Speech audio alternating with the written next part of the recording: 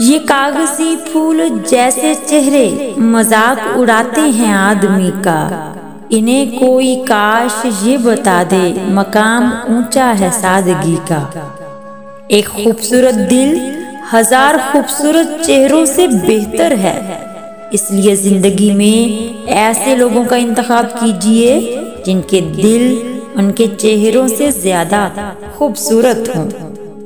जिंदगी में जो भी करना है खुदा के भरोसे और अपने दम पर कीजिए, लोगों के भरोसे पर नहीं, क्योंकि लोग कांधों पर तभी उठाते हैं जब खाक में मिलाना हो। इसलिए उन लोगों से मिलने में बहुत एहतियात की जरूरत है जिनके अल्फाज उनके किरदार के मुताबिक ना हों। और हाँ, अपने अंदर की सोच को हमेशा साफ रखें, क्योंकि कश्तियां बाहर के पानी से नहीं अंदर के पानी से डूबती हैं।